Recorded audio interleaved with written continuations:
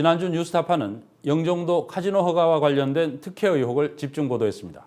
특히 최초로 외국계 자본으로서 카지노 허가를 받은 리포앤시저스의 대주주가 투자 부적격 등급에 해당한다는 소식도 전해드렸는데요.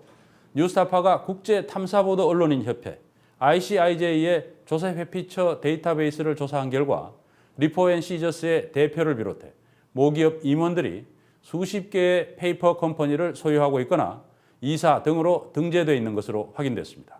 김경래 기자가 보도합니다. 이번에 영종도 카지노를 허가받은 법인은 리포앤시저스. 인도네시아 부동산 자본 리포 리미티드와 미국 카지노 자본 시저스 엔터테인먼트가 합작한 겁니다.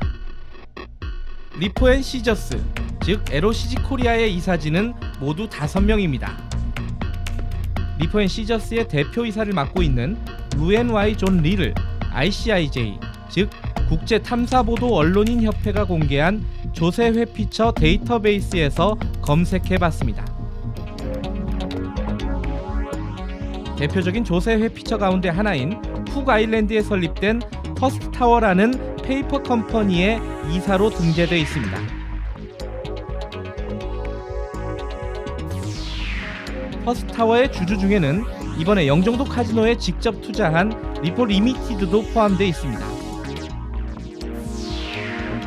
퍼스트타워의 또 다른 이사로 스티븐 리아디라는 사람이 등록되어 있습니다. 리아디는 리포 리미티드의 대표이자 리포그룹의 회장입니다.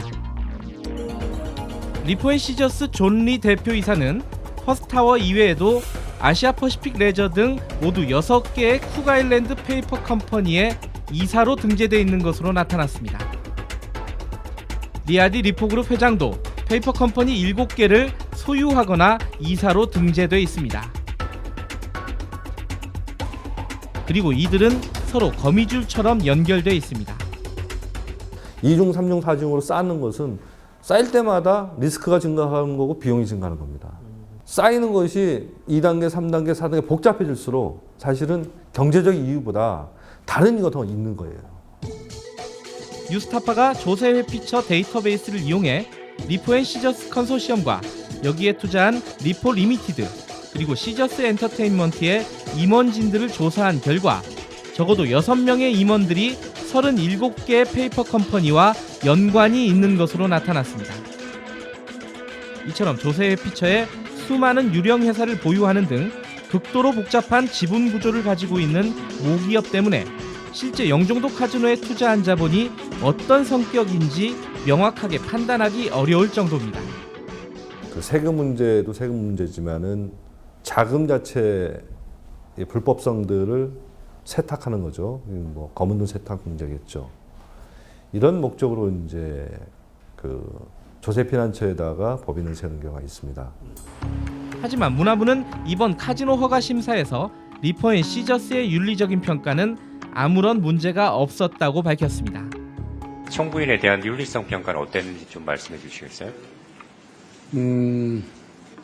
윤리성 같은 경우는 뭐 극히 특별한 문제가 없는 것으로 판단을 했습니다.